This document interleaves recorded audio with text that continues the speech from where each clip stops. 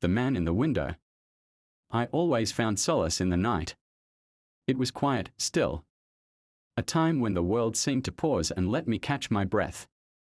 My small apartment, tucked away on the top floor of a creaky old building, became a haven when darkness fell. The street outside was usually deserted by then, leaving only the soft hum of distant traffic and the occasional rustle of leaves to keep me company. That's why I noticed him right away. The man standing in the window of the building across the street. It started about a month ago.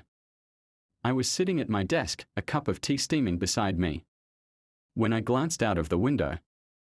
The apartment opposite mine had always been vacant, the windows dark and lifeless.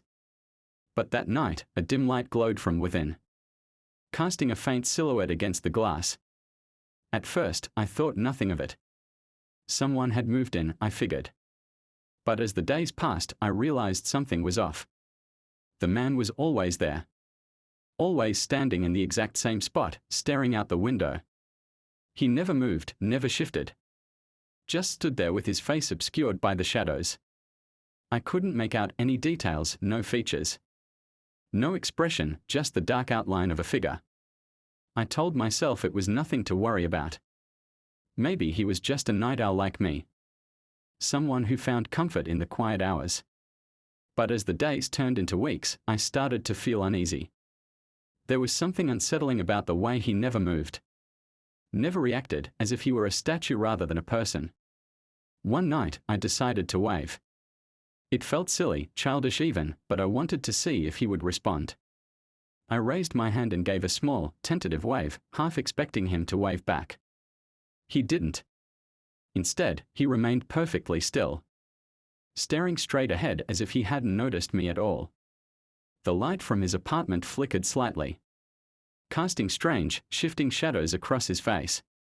A chill ran down my spine, and I quickly pulled the curtains shut, trying to shake off the unease that had settled over me. I didn't look out the window for a few days after that. I told myself I was being paranoid, that it was just some guy minding his own business. But the image of him standing there, unmoving, stayed with me, gnawing at the back of my mind. Then, one night, I heard the tapping. It was a soft, rhythmic sound, like fingernails lightly rapping against glass. I was in bed, just about to drift off to sleep, when the noise pulled me back to consciousness. At first, I thought it was coming from outside. Maybe a branch scraping against the window. But as I listened more closely, I realized it was coming from inside the apartment, right outside my bedroom window. My heart began to race, and I forced myself to get out of bed. The tapping continued, steady and insistent, as I crept toward the window.